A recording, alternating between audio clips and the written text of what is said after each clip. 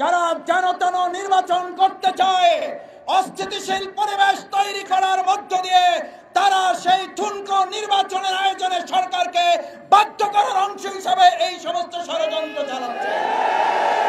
মানুষ আন্দোলন করে সরকারের বিরুদ্ধে, আর আমাদের দেশের মানুষ এখন একটা দল ক্ষমতায় আসতে পারে এই আতঙ্কে তাদের বিরুদ্ধে এখন এই পতনের আন্দোলন।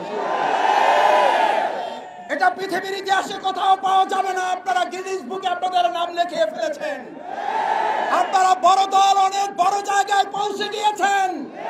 আপনারা ক্ষমতায় যাবেন যাবেন না তার আগেই জনগণ আপনাদের পতনের জন্য রাস্তায় নেমে গতকাল রাতে গোটা দেশ বিক্ষোভে পরিণত হয়েছে। আসসালামু আলাইকুম ওয়া রাহমাতুল্লাহি ওয়া বারাকাতুহু। সংগ্রামী ভাই এবং বন্ধুগণ, আপনারা লক্ষ্য করেছেন 2024-এর জুলাই আগস্টের গণঅভ্যুত্থানের মধ্য দিয়ে যে সুন্দর নতুন একটি বাংলাদেশ, হাজার হাজার ভাইয়ের জীবন, অসংখ্য ভাইয়ের হাত পা চোখের বিনিময়ে অর্জিত হয়েছিল, একটি দলের বিশৃঙ্খলা, হত্যা, সন্ত্রাস, খুন, ধর্ষণের কারণে আজ তা কলঙ্কিত হতে চলেছে।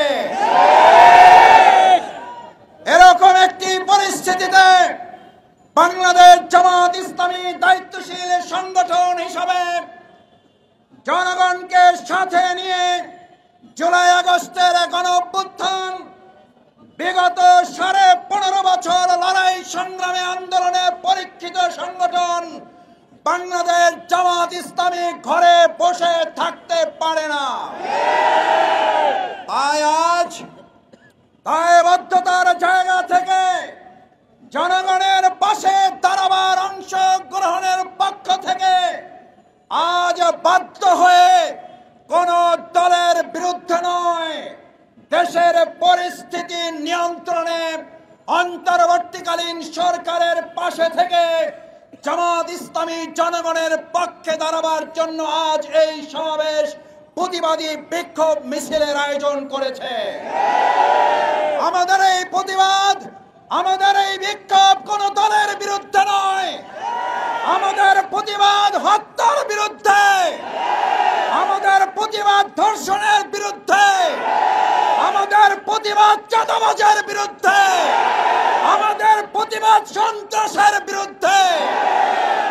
দেশ আমরা নতুন করে আরেকবার দ্বিতীয় স্বাধীনতা অর্জন করেছি বলে দেশের মানুষ কিছুটা স্বস্তির সাথে যখন জীবন যাপন শুরু করেছে, তখন আমরা লক্ষ্য করেছি একটা দল নির্বাচন নির্বাচন নির্বাচন জিকির তুলে অন্তর্বর্তীকালীন সরকারকে ব্যর্থ এবং তাদেরকে অস্থিতিশীল করে যেনতন একটা নির্বাচনের পায়তারার অংশ হিসাবে এই অন্যায় অপকর্মগুলো শুরু করেছে। এটার জন্য মাস্টার ডিগ্রি, এটার জন্য উচ্চ শিক্ষিত হওয়ার প্রয়োজন নাই। আমাদের সাধারণ জনগণ কথা বলতে শুরু করেছে। এটার জন্য আজকে শুনলাম সাংবাদিক সম্মেলন করে তদন্তের কথা বলা হয়েছে।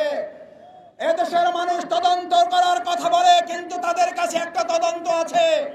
যারা যেন তেন নির্বাচন করতে চায়, অস্থিতিশীল পরিবেশ তৈরি করার মধ্য দিয়ে তারা সেই ঠুনকো নির্বাচনের আয়োজনে সরকারকে বাধ্য করার অংশ হিসাবে এই সমস্ত ষড়যন্ত্র চালাচ্ছে।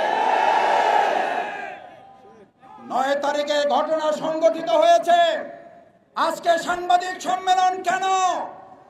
আমরা সেই দলের কাছে জানতে চাই, 9 তারিখে আপনার নেতাকর্মী হত্যা হয়েছে, আপনার তো সেদিন সাংবাদিক সম্মেলন করে জনগণের কাছে আপনার ঘটনা উপস্থাপন করার কথা ছিল। আমরা মনে করি, জনগণ মনে করে আপনারা আপনাদের অপকর্ম ধাপা চাপার দেওয়ার সব চেষ্টা ব্যর্থ হয়ে যাওয়ার কারণে জনগণের তোপের মুখে করে এখন আপনারা মানুষের সামনে এসেছেন। আমার ভাইয়েরা, আরেকটা কথা বলে শেষ করতে চাই। পৃথিবীর ইতিহাসে সম্ভবত এটা বিরল ঘটনা। মানুষ আন্দোলন করে সরকারের বিরুদ্ধে, আর আমাদের দেশের মানুষ এখন একটা দল ক্ষমতায় আসতে পারে এই আতঙ্কে তাদের বিরুদ্ধে এখন এই পতনের আন্দোলন। এটা পৃথিবীর ইতিহাসে কোথাও পাওয়া যাবে না। আপনারা গিনিস বুকে আপনাদের নাম লিখিয়ে ফেলেছেন। আপনারা বড় দল, অনেক বড় জায়গায় পৌঁছে গিয়েছেন। আপনারা ক্ষমতায় যাবেন যাবেন না তার আগেই জনগণ আপনাদের পতনের জন্য রাস্তায় নেমে গতকাল রাতে গোটা দেশ বিক্ষোভে পরিণত করেছে। আমরা জুলাই আগস্টে যে স্লোগান শুনেছি, গত রাতে বিশ্ববিদ্যালয়, স্কুল, কলেজগুলোতে সেই স্লোগান শুনেছি। তার মানে আপনাদের প্রোগ্রাম থেকে এখন জয় বাংলার স্লোগান হয়। বাধ্য হয়ে জনগণ আজ আপনাদের বিরুদ্ধে মুখ খুলে ছাত্র জনতা আবার আরেকটা 5ই আগস্টের জন্য প্রস্তুতি গ্রহণ করছে। সতর্ক হয়ে যান, দেশবাসীর কাছে ক্ষমা চান, অন্যায়, অত্যাচার, চাঁদাবাজি, সন্ত্রাস, খুন, ধর্ষণ বন্ধ করুন, না হলে 5ই আগস্টের মুখে আবার আরেকটা দেশত্যাগের ঘটনা ঘটতে অস্বাভাবিক কিছুই হবে না। আসুন সম্মানিত ভাই এবং বন্ধুগণ, বাংলাদেশ জামাত ইসলামীর সেই আন্দোলন সংগ্রামের মধ্য দিয়ে একটা অবাধ, সুষ্ঠু, নিরপেক্ষ, অংশগ্রহণমূলক নির্বাচনের জন্য আমরা জনগণের পাশে থেকে এগিয়ে যাই, সেই প্রত্যাশা ব্যক্ত করে আমার কথা শেষ করছি।